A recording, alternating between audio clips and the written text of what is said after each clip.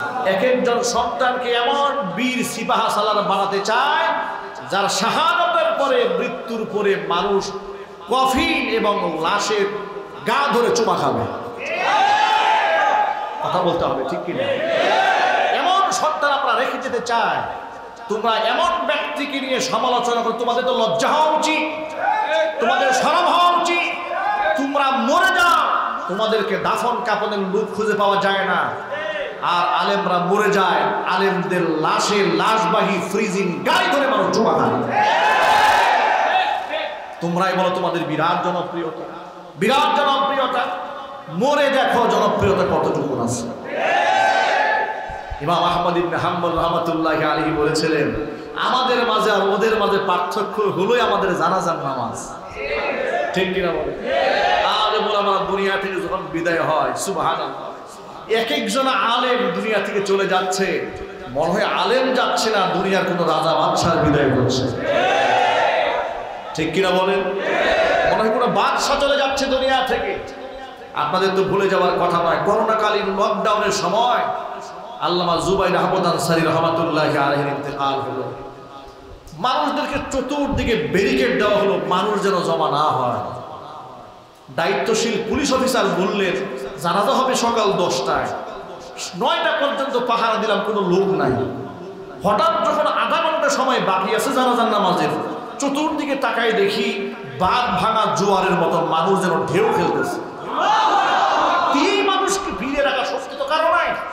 কথা বলুন না, ঠিক কিনা?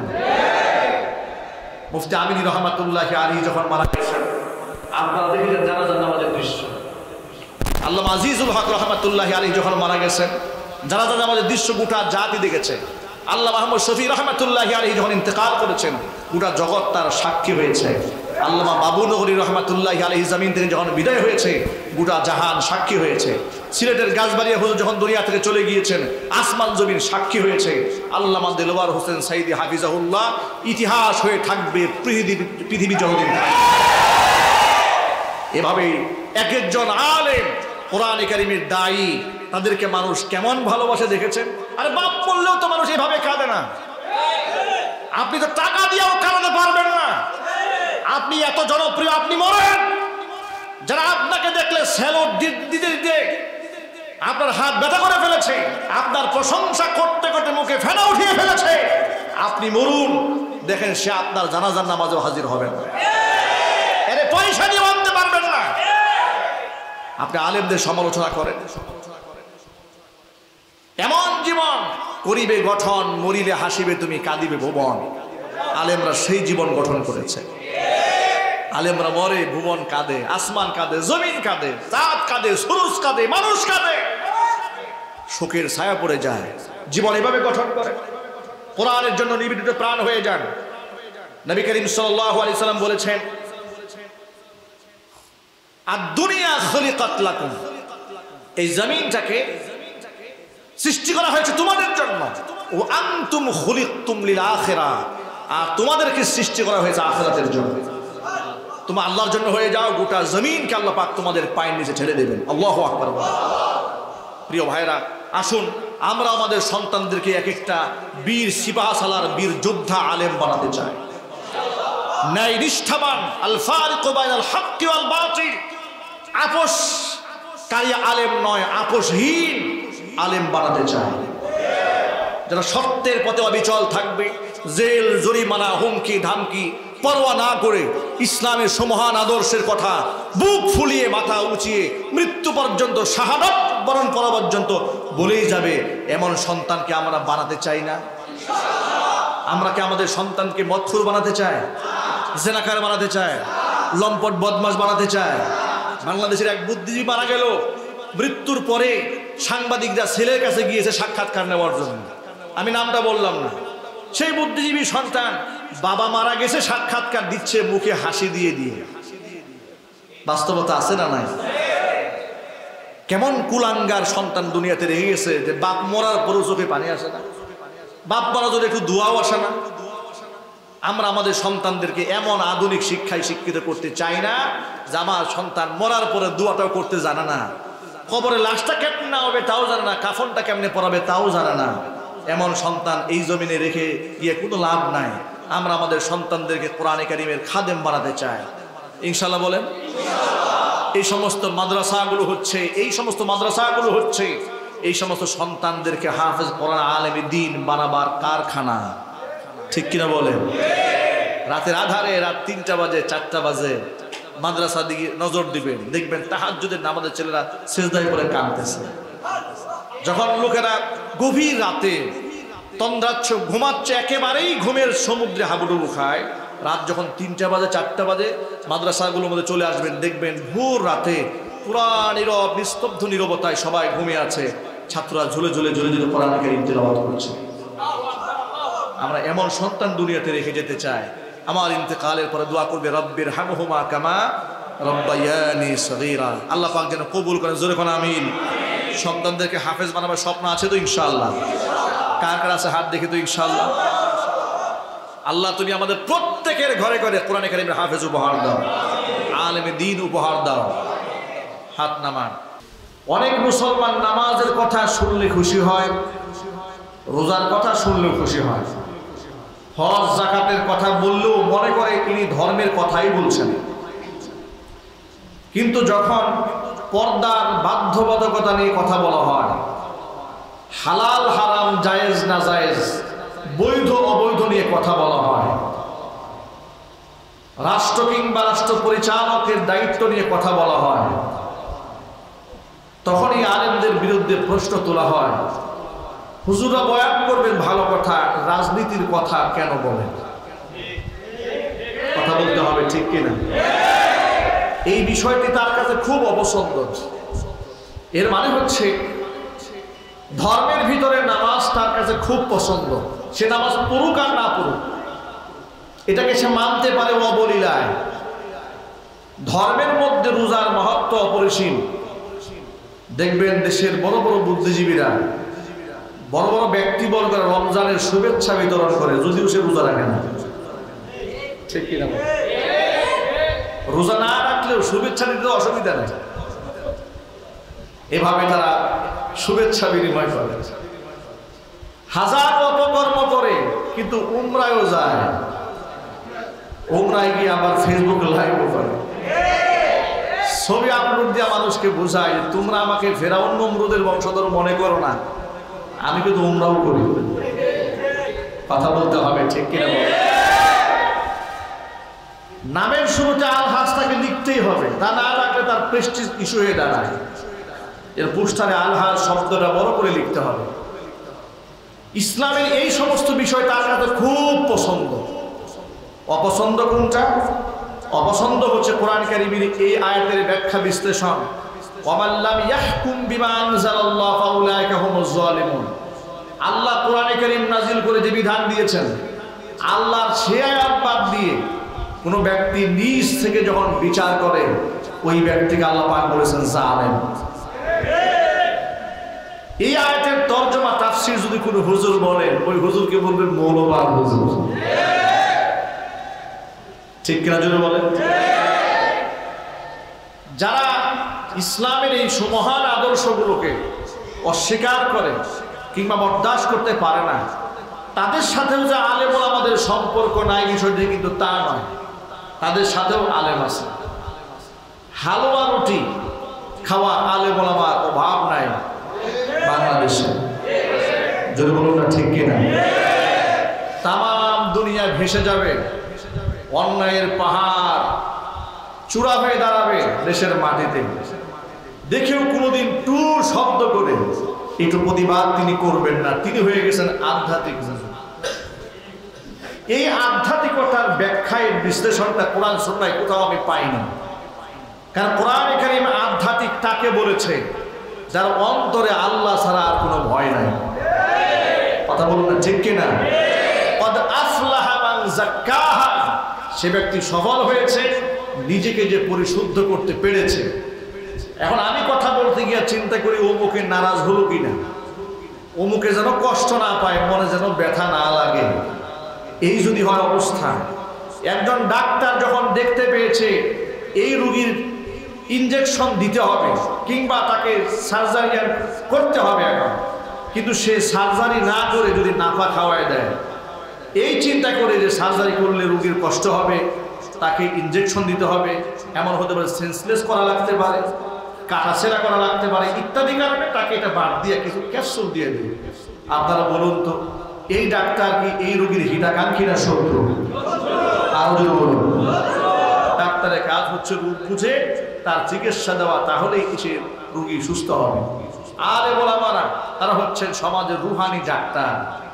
সমাজের সমস্ত রোগ ব্যাধিগুলো চোখের সামনে থাকার পরে কিছু কিছু জায়গায় তিনি ফাজাইলের কথা বলবেন, কিছু কিছু জায়গায় তিনি ফজিলতের কথা শোনাবেন, এমন কিছু কথা বলবেন মানুষ প্রশংসিত হবে, আবার এমন কোন জায়গার মধ্যে তিনি বক্তব্য দিবেন যেখানে জিহাদের প্রয়োজনীয়তা আছে। কথা বলতে হবে, ঠিক কি না?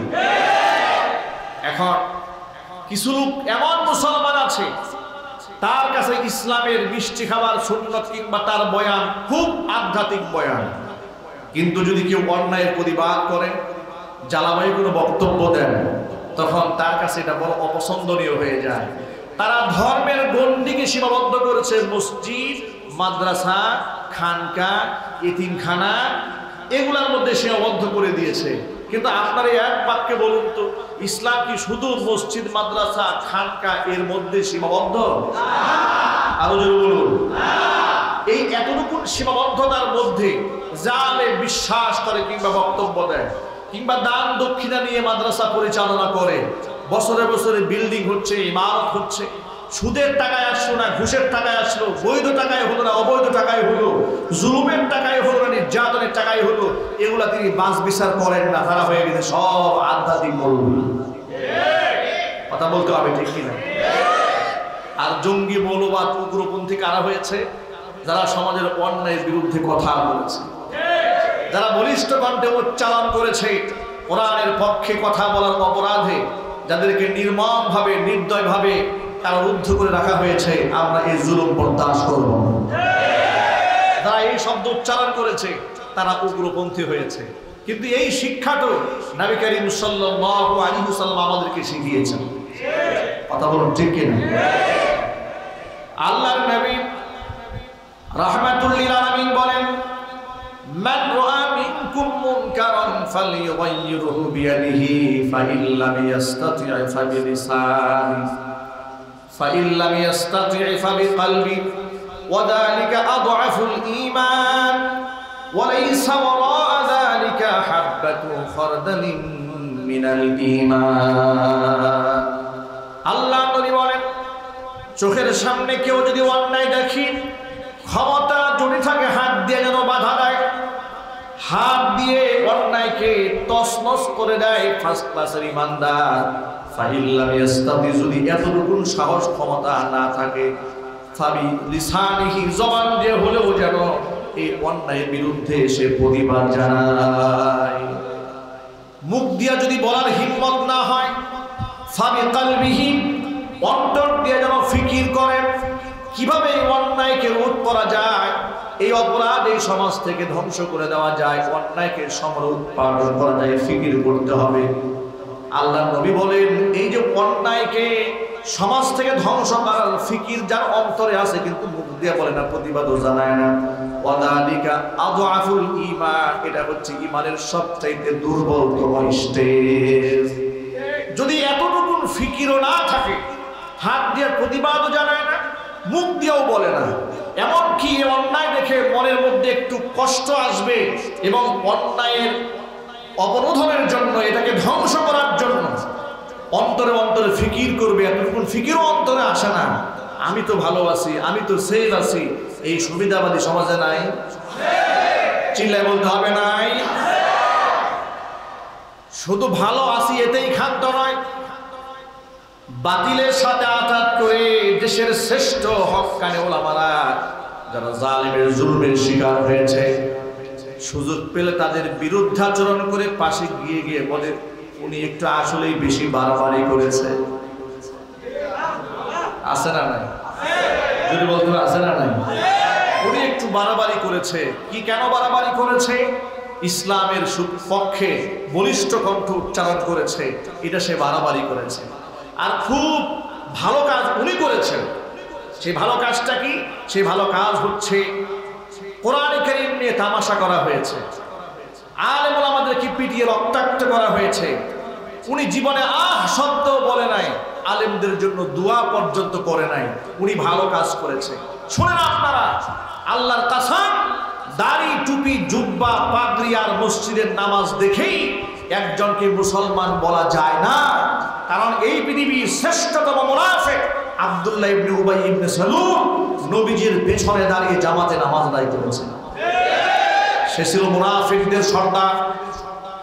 ইন্তেকালের পরে তার ছেলে আব্দুল্লাহ নবী করিম সাল্লাল্লাহু আলাইহি ওয়াসাল্লামের খালি সাহাবী আবদার জানিয়েছে, আল্লাহ রাসূল, আমি জানি আমার বাবা অপরাধী, আমি জানি, কিন্তু আপনি তো রাহমাতুল লিল আলামিন, আপনার কাছে আমার আবদার, আমার বাবার লাশ যখন কবরে মাদফুন করা হবে আপনার ব্যবহৃত জুব্বাকে কাফন হিসেবে আমি দিতে চাই। মুনাফিকদের সর্দার ইসলামে চরম ক্ষতি করেছে। রহমতের নবী, মায়ার নবী, দয়ার নবী গায়ের জামা, ব্যবহৃত জামা দিয়ে দিয়েছে আব্দুল্লাহ ইবনে উবাই ইবনে সালুলকে কবরে মাদফুন করার জন্য। হযরত আব্দুল্লাহ নবীজি সাল্লাল্লাহু আলাইহি ওয়াসাল্লামের খাঁটি সাহাবী, এই মুনাফিকের ছেলে, তিনি বললেন, আল্লাহ রাসূল, আপনার লালা মোবারক আমার মৃত বাবার মুখের মধ্যে দিয়ে দিন, যাতে করে তার সওয়াল জবটা সহজ হয়ে যায়। আল্লাহর নবী নিজের গায়ের জামা দিলেন, মুখের থুতু মোবারক দিলেন, নিজে জানাজার ইমামতি করলেন। ইমামতি করার সময় ওমর রাদিয়াল্লাহু তাআলা আনহু তাকে বারণ করেছিলেন, আপনি তার জানাজা পড়বেন না, কারণ সে ইসলামে অনেক ক্ষতি করেছে। আল্লাহর নবী সাল্লাল্লাহু আলাইহি ওয়াসাল্লাম জানাজার নামাজ পড়ালেন। কোরআন মাজিদের মধ্যে আল্লাহ সুবহানাহু ওয়া তাআলা জানিয়ে দিয়েছেন, ইস্তাগফির লাহুম আও লা তাস্তাগফির লাহুম ইন তাস্তাগফির লাহুম ৭০ মাররাতান ফালাই ইয়াগফিরুল্লাহু লাহুম। নবীজি, এই সমস্ত মুনাফিকদের জন্য আপনি ক্ষমা প্রার্থনা করুন কিংবা নাই করুন, উভয়টা বরাবর হয়ে যাবে। ইন তাস্তাগফির লাহুম ৭০ মাররাত, আপনি যদি এদের জন্য একবার দুবার না ৭০ বার যদি আপনি এদের জন্য মাগফিরাত কামনা করেন, আমি কোশ্চিনকালে এদেরকে ক্ষমা করব না।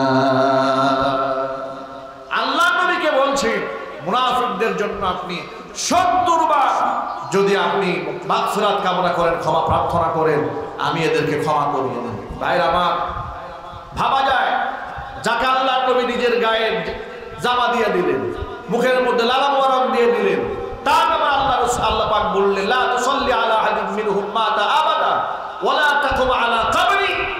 এই শ্রেণীর মানুষ যখন মারা যাবে আপনি এর জানাজার নামাজ পড়াবেন না, এর কবরের কাছে আপনি ভুলেও দাঁড়াবেন না। আল্লাহু আকবার বলেন, আল্লাহু আকবার বলেন।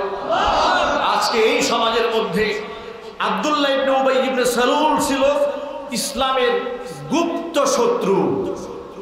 প্রকাশ্য শত্রু যদি হতো তাহলে তো তার জানাজার নামে যাওয়ার কোনো সুযোগ ছিল না, কারণ সে তো মাঝে মাঝে এসে নামাজও পড়তো। আফসোস এবং পরিতাপের বিষয় হচ্ছে, বাংলাদেশের প্রকাশ্য ইসলামের অসংখ্য দুশমনরা মরে যায়। মরে যাওয়ার পরে এই দেশে তারা জানাজার নামাজের অভাব হয় না, মৌলবীর সামনে দাঁড়ায় যায়। আছে না নাই? জোরে বলতে আছে না নাই? কি লাভ হবে জানাজার নামাজ পড়ে? এই আনুষ্ঠানিকতার লাভ কি? সারা জীবন ইসলামের বদনাম বলেছে, ইসলামকে তুচ্ছ তাচ্ছিল্য করেছে, তাকে সামনে রেখে জানাজা পড়লেই ফায়দা হবে কি আর না পড়লে হবে? আমার প্রিয় যুবক ভাইরা, আমি যে মেসেজটি আপনাদের সামনে দিতে চেয়েছি সেটা হলো, বিশ্বাস করতে হবে ইসলাম পরিপূর্ণ জীবন ব্যবস্থা আমাকে উপহার দিয়েছে। ইসলাম নাম সর্বস্ব, প্রধান সর্বস্ব কোন ধর্মের নাম নয়। ইসলাম সম্পর্কে আল্লাহ বলেন, আল-ইয়াওমা আকমালতু লাকুম দীনাকুম ওয়া আতমামতু আলাইকুম নি'মাতি ওয়া রাদিতু লাকুমুল ইসলাম দীনা। আজকের এই দিনে আকমালতু লাকুম দীনাকুম, তোমাদের জন্য তোমাদের দিনকে আমি আল্লাহ পরিপূর্ণ করে দিলাম। ওয়া আতমামতু আলাইকুম নি'মাতি, আমার নিয়ামতকে পরিপূর্ণ করলাম। ওয়া রাদিতু লাকুমুল ইসলাম দীনা, দিন হিসেবে, ধর্ম হিসেবে ইসলামকে আমি আল্লাহ মনোনীত করে নিলাম। ইসলামের প্রতি পরিপূর্ণ বিশ্বাস এবং আস্থা সবার আছে তো নাকি? কার কার আছে হাত দেখি তো। আল্লাহ তুমি আমাদের কবুল করে নাও, জোরে বলো আমিন। হাত নামান। ইসলামকে শুধুমাত্র মসজিদ মাদ্রাসা খানকার মধ্যে সীমাবদ্ধ করার শিক্ষা ইসলাম দিয়েছে, নাকি গোটা জীবন ব্যবস্থার মধ্যে ইসলাম আনতে হবে? দরকার আছে না নাই?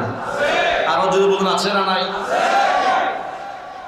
ভেবে আমি অবাক হয়ে যাই, এত সূক্ষ্ম থেকে সূক্ষ্মাতি বিষয়গুলো ইসলামে তুলে ধরা হয়েছে, যে বিষয়টা অনেক সময় মনে হয় যে এটা তো না বললেও হতো, ইসলাম তাও ছাড়েনি, স্পষ্ট করে দিয়েছে ইসলাম। আল্লাহ নবী রাহমাতুল লিল আলামিন বলেন, ইন্নামা আনা বুইসতু মুআল্লিমান, এই দুনিয়াতে আমি শিক্ষক হিসেবে প্রেরিত হয়েছি, ছাত্র হিসেবে আসি নাই। গোটা মানবতার শিক্ষক মুহাম্মদুর রাসূলুল্লাহ সাল্লাল্লাহু আলাইহি ওয়াসাল্লাম, তিনি তার জবান দিয়া মানুষকে যা শিখিয়েছেন তার মধ্যে ভুল হওয়ার কোনো সম্ভাবনা নাই। কারণ আল্লাহ পাক নিজে কসম করে বলেছেন, ওয়ান নাজমি ইযা হাওয়া মা দাল্লা সাহিবুকুম ওয়া মা গাওয়া ওয়া মা ইয়ানতিকু আনিল হাওয়া ইন হুয়া ইল্লা ওয়াহয়ুন ইউহা আল্লামাহু শাদীদুল কুওয়া। আল্লাহ পাক বলেন, নক্ষত্রের কসম, যখন তা বিলীন হয়ে যায়, মা দাল্লা সাহিবুকুম ওয়া মা গাওয়া, তোমাদের সাথী তিনি বিভ্রান্ত হন নাই, তিনি পথভ্রষ্ট হন নাই, বিপদগামী তিনি হননি।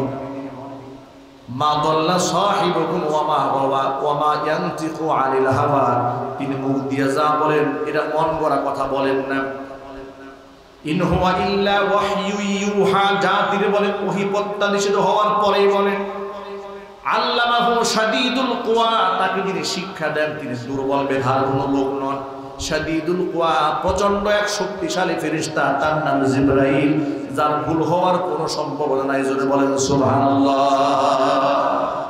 জিবরাইল আমিন যা শেখান তিনি তাই তোমাদেরকে শিক্ষা দেন। ইসলামে এত সূক্ষ্ম সূক্ষ্ম বিষয় তুলে ধরা হয়েছে। বিখ্যাত সাহাবী সালমান ফারসি রাদিয়াল্লাহু তাআলা আনহু থেকে বর্ণিত একটা হাদিস।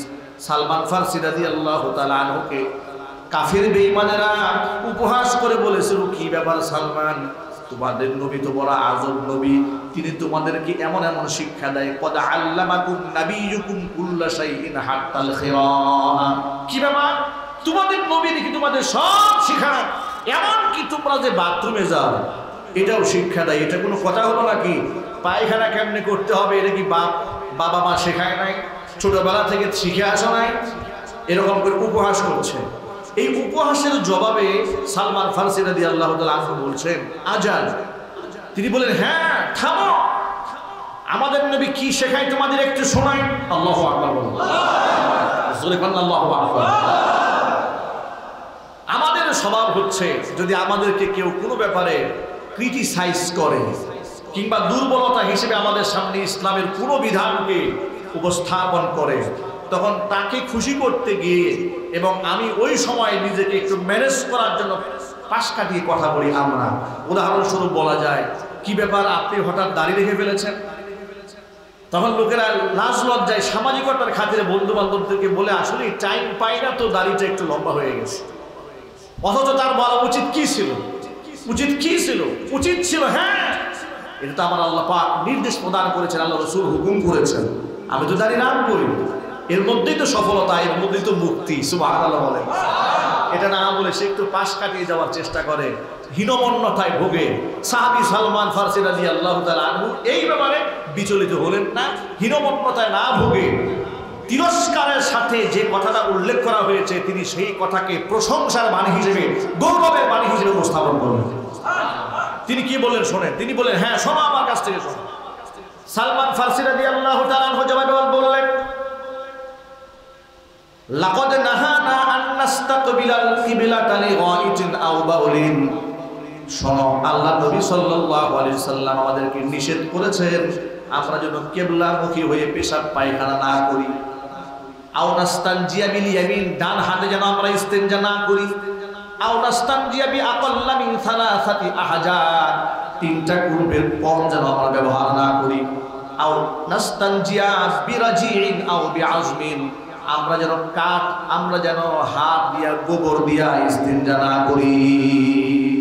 রাওয়াহু মুসলিম, মুসলিম শরীফের হাদিস। ভাই আমার একটুখানি বিবেচনা করুন, এখানে নবী করিম সাল্লাল্লাহু আলাইহি ওয়াসাল্লাম সাহাবায়ে কেরামদেরকে হাতে করে করে শিখিয়েছেন বাথরুমে কোন পা দিয়ে ঢুকবে, বাথরুম থেকে কোন পা দিয়ে বের হবে, ঢোকার সময় কি বলবে, বের হওয়ার পরে কি বলবে। শিক্ষা ইসলামে আছে না নাই? আল্লাহু আকবার বলেন। কি নাই ইসলামে? ইসলাম যদি আপনি প্র্যাকটিস করেন, গোটা জীবন তো আপনার মুনাব্বার হয়ে যাবে, আলোকিত হয়ে যাবে। আপনার পশ্চিমাদের কাছ থেকে কালচার ধার করে আপনার সন্তানকে সুসভ্য কিংবা সুশিক্ষিত বানানোর কোনো প্রয়োজন নেই। কারণ ইসলামে এমন আদর্শ পৃথিবীতে রেখে গেছে, পৃথিবীর মধ্যে মানুষ যদি পরিপূর্ণ সভ্য, নম্র, ভদ্র, আদর্শবান, আখলাক এবং চরিত্রবান হতে চায়, তাহলে ইসলাম ছাড়া বিকল্প কোনো রাস্তা নেই। সুবহানাল্লাহ বলেন। আশ্চর্যের ব্যাপার, লোকেরা পশ্চিমা দেশগুলোকে আধুনিক, স্মার্ট, এরপরে তাদেরকে উন্নয়নশীল মনে করে, তাদেরকে মডার্ন মনে করে, অনেক আধুনিক এবং সভ্য রাষ্ট্র মনে করে। মুসলিম দেশগুলো অসভ্যতা, বর্বরতায় হারিয়ে গিয়েছে। এর মূল কারণ এই দেশে নাস্তিক বেঈমানগুলো ইসলাম থেকে, ইসলামের আদর্শ থেকে অসংখ্য মানুষকে দূরে সরিয়ে দিয়েছে। নাপাক কালচারগুলোকে প্রশংসা করে মানুষের সামনে অপকর্মগুলোকে সুশোভিত করা হয়েছে। কোরআনে কারীম আল্লাহ পাক বলেছেন, যায়্যানা লাহুমুশ শাইতানু আমালাহুম, শয়তান খারাপ কাজগুলোকে সাজিয়ে তাদের সামনে তুলে ধরেছে, ভালো কাজগুলোকে খারাপভাবে উপস্থাপন করছে। উদাহরণস্বরূপ কয়েকটা কথা বলি, কষ্ট হচ্ছে আপনাদের? যেমন এই সমাজের কোনো যুবতী মেয়ে যদি হাত মোজা পরে, পা মোজা পরে, পরিপূর্ণ সেফটি নিয়ে চলেন, তখন বলা হয় যে এই মেয়েটা কোনো উগ্রপন্থা অবলম্বন করছে কিনা, না কোনো সংগঠনের সাথে জড়িত আছে কিনা, না তার ভিতরে কি আছে। এ তো জীবন টু ট্রেন্ড, এই যেন একটা বস্তাবন্দি জীবন, ইসলাম তাদেরকে বস্তায় বন্দি করে ফেলেছে, ইত্যাদি হাজারো কথা বলে বোরকাকে কিভাবে অসম্মান করা যায়, মানুষের সামনে লাঞ্ছিত করা যায়, বেইজ্জত করা যায়, সেভাবে অপপ্রচার চালানো হয়। কথা বলেন না ঠিক কিনা? পক্ষান্তরে কেউ যদি গায়ের জামা কাপড় খুলে ফেলে, উলঙ্গপনা, বেহায়াপনা, অশ্লীলতা, এগুলোকে সমাজের মধ্যে ছড়িয়ে দেয়, সাংবাদিকরা পত্রিকায় কি লেখে জানেন? সাংবাদিকরা লেখে যে স্বামী ছাড়া সন্তান জন্ম দিয়ে তিনি বিরাট সাহসিকতার পরিচয় দিয়েছেন। আচ্ছা আপনারা বলুন তো, এই ক্ষেত্রে কি সাহসিকতা এই শব্দটা যায়? স্বামী ছাড়া সন্তান জন্ম দেওয়া কি সাহসিকতা নাকি অশ্লীলতা, বেহায়াপনা, ঠিক কিনা বলেন? কিন্তু তা না করে এখানে বলা হলো সাহসিকতা অবলম্বন করেছেন। ভারতের কোন সিনেমার নায়িকা অশ্লীল পোশাক পরেন, বাংলাদেশের মিডিয়াতে প্রচার করা হলো যে ইতোপূর্বে তার মতো সাহসী পোশাক পরে কেউ রাস্তায় আসে না। দেখেছেন তাদের উপস্থাপনাটা কি? উলঙ্গপনাকে বলা হচ্ছে সাহসিকতা, আর পক্ষান্তরে ধর্মীয় পোশাককে বলা হচ্ছে এটা হচ্ছে বর্বরতা, এটা হচ্ছে মধ্যযুগীয় বর্বরতা। নাউযুবিল্লাহি মিন যালিক। দাড়ি এবং টুপিকে অসম্মান করা হয়। এমন অনেক ফ্যাক্টরি বাংলাদেশে আছে, অনেক কর্মসংস্থান আছে, কর্মচারীরা মুখে দাড়ি রাখলে সেখানে চাকরি দেওয়া হয় না, ক্লিন শেভ না করলে অফিসে ঢুকতে দেওয়া হয় না। বাস্তবতা সমাজে আছে না নাই? আরো জোরে বলতে হবে, আছে না নাই? আছে। এর মানে যায়্যানা লাহুমুশ শাইতানু আমালাহুম, সমস্ত অপকর্মগুলোকে শয়তান সুশোভিত করে তাদের মুখের সামনে তুলে ধরেছে। আরো আশ্চর্য এবং পরিতাপের বিষয় লক্ষ্য হচ্ছে, ইদানিং দেখতে পাচ্ছি লোকেরা দোয়া করছে দোয়ার মঞ্চে। আচ্ছা আপনারা বলুন তো, দোয়া করতে হয় কার কাছে? আরো জোরে। এবং সেই দোয়াটা যদি সুন্নাহ মোতাবেক না হয়, দোয়াটা যদি আল্লাহর কাছেই চাওয়া না হয়, দোয়া যদি দিল থেকেই চাওয়া না হয়, এই দোয়া কি সাত পার হয়ে আরশে যাওয়া সম্ভব? আরো জোরে বলুন। যেমন হাদিস শরীফের মধ্যে এসেছে, ব্যক্তি মুসাফির, সফর হালতে সে ব্যক্তি ধুলোমলির চেহারা নিয়ে আল্লাহকে দোয়া করছে, আল্লাহ পাকের কাছে কবুল হচ্ছে না। আল্লাহর পক্ষ থেকে বলা হচ্ছে, মালুকা হারাম, ইহরামুকা হারাম, ইহরামের কাপড় হারাম, তোর মাল হারাম, তোর সবকিছু হারাম, এই দোয়া আমার কাছে কবুল হবে না। আজকে দোয়াকে শুধুমাত্র রাজনৈতিক হিসেবে ব্যবহার করা হচ্ছে অনেক মঞ্চে। পুরুষ আর মহিলা এক জায়গায় হয়ে দোয়া করছে, যেখানে প্রকাশ্যে ক্ষুধাদ্রোহিতা করা হচ্ছে, আল্লাহর বিধানকে জবাই করা হচ্ছে। আল্লাহর বিধান জবাই করে দোয়া করা হচ্ছে কার কাছে? এই জাতির কাছে আমরা প্রশ্ন করতে চাই। কথা বলতে হবে, ঠিক কিনা বলে? আল্লাহর পক্ষ থেকে ঘোষণা আসবে, আমার কাছে যাওয়ার আগে আগে পবিত্রতা অর্জন কর, আমার বিধানকে মান্য কর, আমার প্রশংসা কর, এরপরে আমার কাছে চা, কবুল হবে, মঞ্জুর হবে। কিন্তু দোয়া হয়ে গেছে এমন এক আনুষ্ঠানিকতা, নাম দিয়েছে মিলাদ মাহফিল, দোয়া মাহফিল, স্টেজে কচি কচি মেয়েদেরকে, বাচ্চা মেয়েদেরকে এনে নাচানো হচ্ছে। এই জেহালা, এই মূর্খতা এই সমাজে আছে না নাই? আর একটু জোরে বলতে আছে না নাই? এই কোন ধরনের দোয়া? এই দোয়া কার কাছে চাওয়া হচ্ছে? কয়েকদিন আগে দেখলাম জামালপুরের এক অসভ্য এমপি চেয়ারে বসে আছে, ইমাম সাহেব দাঁড়িয়ে দাঁড়িয়ে দোয়া করতেছে। বেয়াদবের তো স্কেল থাকা উচিত। যে অসভ্য বেয়াদব কোরআনে কারীমের ধারক এবং বাহককে এতটুকু সম্মান দিতে জানে না, যা আমি বসে আছি আর আলেমকে দাঁড় করিয়ে দিয়েছে দোয়া করার জন্য, এই দোয়া তো ছাড় পার হবে না, এই দোয়া তো আল্লাহর কাছে কবুল হবে না। সভ্যতা, ভদ্রতা, নম্রতা, শিষ্টাচার, আখলাক পরিবার থেকে শিখে আসতে হয়। কিন্তু আজকে ক্ষমতার মোহে, অহংকার এবং দাম্ভিকতায় মানুষরা এতটা পশু হয়েছে যে আলেমকে সম্মান দিতে ভুলে গিয়েছে। বাস্তবতা আছে না নাই? আমার প্রিয় ভাইরা, কথাগুলো ভালো করে মনে রাখুন। সমাজের এই অপকর্ম এবং অসঙ্গতি যারা বয়ানের মধ্যে তুলে ধরেন তাদেরকে বলা হয় উগ্রবাদ। আমার মাহফিল বিশেষ করে গাজীপুরে কয়েকটা জায়গায় গত বছর বিপদগামী কিছু লোকেরা বাধা দিল। ইস্যুটা কি? রাজনৈতিক কোনো ইস্যু নয়। বলা হলো তিনি উস্কানিমূলক কথা বলেন, মানুষ উত্তেজিত হয়ে যায়, এমন কথা বলেন। আচ্ছা আপনারা বলুন তো, উস্কানিমূলকটা উস্কানি দিয়েছি কার বিরুদ্ধে?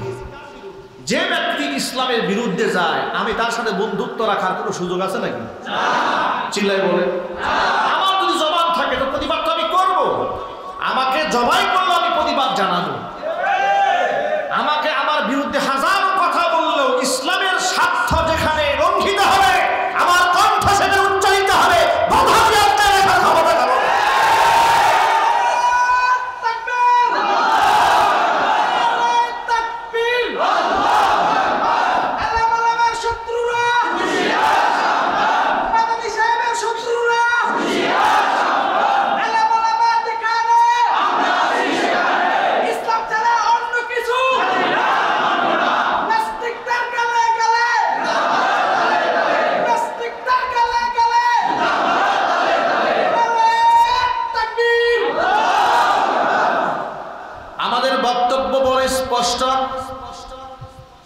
আমরা সব ব্যাপারে আপোষ করতে পারি, ধর্মীয় ব্যাপারে কোনো আপোষ নাই।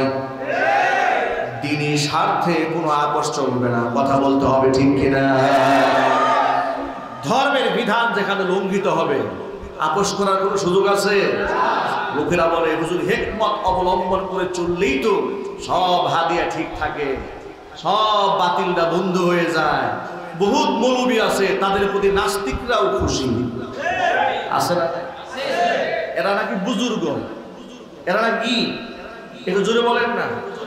আল্লাহর কসম, নাস্তিকরা, ইসলাম বিদ্বেষীরা যে বুজুর্গের উপর খুশি, ওই বুজুর্গের উপর আল্লাহ নারাজ। আমি কি বোঝাতে পেরেছি আপনাদেরকে?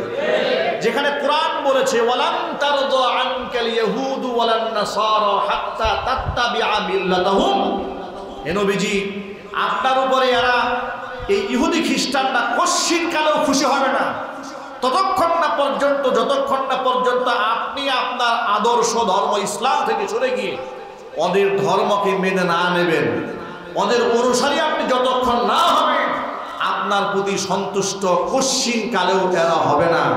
আল্লাহ কি মিথ্যা কথা বলেন? নাউজুবিল্লাহ জোরে বলেন। তাহলে আল্লাহ তো বলে দিয়েছে সাফ কথা, পরিষ্কার কথা, আপনার প্রতি খুশি আর কোনোদিন হবে না। অতএব ইসলাম বিদ্বেষী যারা, বাংলাদেশের উল্লেখযোগ্য ইসলামের শত্রু যারা, আলেম ওলামাদের শত্রু যারা, মসজিদ মাদ্রাসার শত্রু যারা আছে না নাই? জোরে বলতে হবে। সময় যদি কোনোদিন আসে, আলেমদের নামের তালিকা যেভাবে প্রকাশ করেছে ওরা, নাস্তিকদের নামের তালিকা এবং ইসলাম বিদ্বেষীদের নামের তালিকা আমরা ডিজিটাল বিলবোর্ডে ছাপিয়ে রাস্তার মোড়ে মোড়ে দাঁড় করাই দেব। পুরো জাতি ইনশাআল্লাহ বলেন। শুধু তাই নয়, আর এবং আমাদের ছবি দিয়ে যে ব্যঙ্গ বিদ্রুপ করা হয়েছে, আমরা ইসলাম বিদ্বেষী যারা এদের চরিত্র জাতির সামনে একটা একটা তুলে ধরব, যাতে করে গোটা জাতি অভিশাপ, গোটা জাতির লানত এদের উপর বর্ষিত হয়। যারা কোরআনে কারিমের ব্যাপকতা, অস্পষ্টতা, বিশালতাকে মেনে নিতে পারে না, গণ্ডির মধ্যে ইসলামকে বন্দী রাখতে চায়, তাদের সাথে আমরা আপোষ করে চলতে চাই না। ইসলাম আমার জীবনের শুরুতে আছে, মাঝেও থাকবে, শেষেও থাকবে। আমি যেখানে থাকবো ইসলাম সেখানেই থাকবে। আমি রাজনীতির মাঠে আসলে সেখানে ইসলাম থাকার দরকার আছে না নাই? কোর্ট কাছারি দিকে ইসলাম রাখার দরকার আছে না নাই? ব্যবসা বাণিজ্যে যাওয়ার যখন যাবো ইসলাম মানার দরকার আছে না নাই? সব জায়গাতে আমি আল্লাহ পাকের গোলাম। কার গোলাম জোরে বলেন তো? আল্লাহ পাকের গোলাম। আল্লাহর ভয়কে যদি অন্তরের মধ্যে নিতে পারেন, তাহলে মানুষের ভয় অন্তর থেকে সব দূর হয়ে যাবে। ঠিক কিনা বলেন? ওমরে ফারুক রাদিয়াল্লাহু তাআলা আনহু আল্লাহ পাকের মাহবুব পেয়ারা বান্দা, আল্লাহ পাকের গোলাম। আজকে এই সমাজ ব্যবস্থাপনার দিকে তাকালে মনের মধ্যে বড় আঘাত লাগে, কষ্ট লাগে। যখন দেখি সমাজের মধ্যে ইসলামের সুমহান আদর্শের কথা অনেকেই বলতে চান না, আমি খুবই আশ্চর্যান্বিত হয়েছি এই ব্যাপারে। প্রায় সময় ইদানিং দেখি লোকেরা সরাসরি ইসলামের বিরোধিতা করাটাকে অনেক গৌরবের কারণ বলে মনে করছে। ঠিক কিনা বলেন? আলেমদের বিরুদ্ধে কে কত বলতে পেরেছে, মৌলবাদ বলে গালমন্দ করতে পেরেছে, কে কতটুকু দমাতে পেরেছে, এটাই হয়ে যায় সাকসেসের মিশন এবং সফলতার জন্য এটা চাবিকাঠি হিসেবে বানিয়ে নিয়েছে। নাউজুবিল্লাহ বলেন। আচ্ছা, এগুলা করে করে মানুষকে ইসলাম থেকে দূরে সরিয়ে রাখা সম্ভব? আরো যদি বলতে হবে সম্ভব। ইসলামের গণজাগরণ থেকে মানুষকে কখনো দূরে সরে দেওয়া সম্ভব নয়, কারণ ইসলাম আল্লাহ, এর পরিপূর্ণতা আল্লাহ পাক নিজেই করবেন। এটা আল্লাহ পাকের ওয়াদা আছে। আল্লাহ পাকের ওয়াদা হলো ইউরিদুনা আন ইউতফিউ নূরাল্লাহি বিআফওয়াহিহিম ওয়া ইয়াবাল্লাহু ইল্লা আন ইউতিম্মা নূরাহু ওয়ালাউ কারিহাল কাফিরুন। মুখের ফুৎকার দিয়ে যারা আমি আল্লাহর নূরকে নিভিয়ে দিতে চাই, কিন্তু আমি আল্লাহ পাক অস্বীকার করলাম, আমি তার চ্যালেঞ্জ করব, আমি চ্যালেঞ্জ করলাম আইয়ুতিম্মা নূরাহু, আমি আমার নূরকে পরিপূর্ণতায় পৌঁছায় দেব, ওয়ালাউ কারিহাল কাফিরুন, এতে করে কাফেরদের মনে যত কষ্টই হোক না কেন। আজকে এই গ্রামের দিকে একটু তাকায় দেখুন, একটুখানি তাকায় দেখুন, এখানে প্রতিকূল আবহাওয়া, বৃষ্টি, সারাদিন বৃষ্টি হচ্ছে। এখানে আপনাদের জন্য ঠান্ডা পানীয় ব্যবস্থা নাই, এসির ব্যবস্থা নাই, ফ্যানের ব্যবস্থা নাই, গরমের মধ্যে কষ্ট করে আপনারা বসে আছেন। বৃষ্টি নাই, কাদা নাই, ইসলামের ডাক যেখানে, গণজোয়ার সেখানে। আল্লাহু আকবার বলেন। যে পরিমাণ মসজিদ মাদ্রাসা বাংলাদেশে আবার হচ্ছে, সেদিন বেশি দূরে নয়, গোটা দেশ ইসলামের পতাকা তলে আসতে বাধ্য হবে। যদি বলুন ইনশাআল্লাহ, আরো যদি বলুন ইনশাআল্লাহ।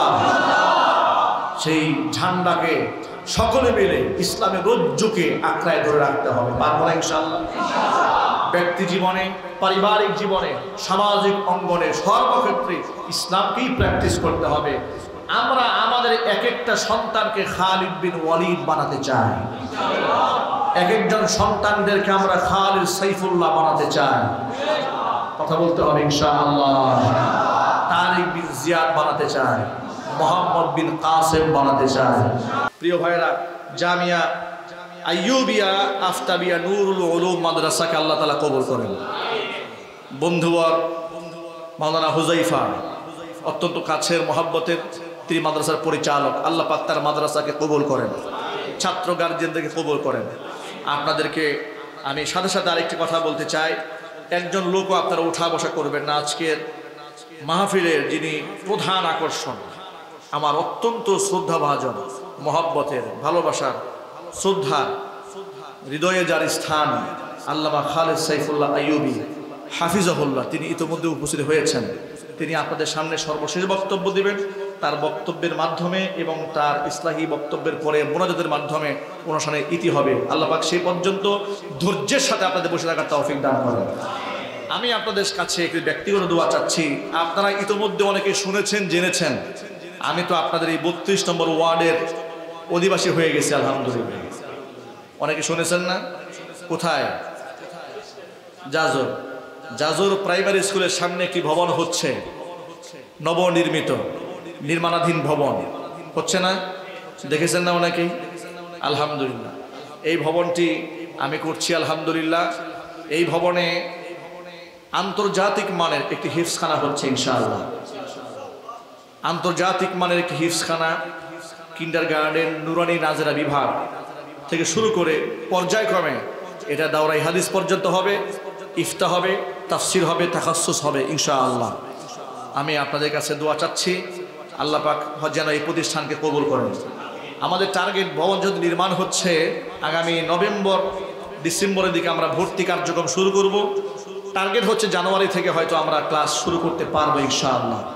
আপনাদের সকলে দোয়া কামনা করছি, আল্লাহ পাক যেন আমাদের প্রতিষ্ঠানকে কবুল করেন। এখানে অনেক উলামা ইকরাম আছেন, প্রত্যেকেরই মসজিদ মাদ্রাসা আছে। আমি অন্তর থেকে দোয়া করি প্রত্যেকটা প্রতিষ্ঠানকে আল্লাহ যেন কবুল করেন।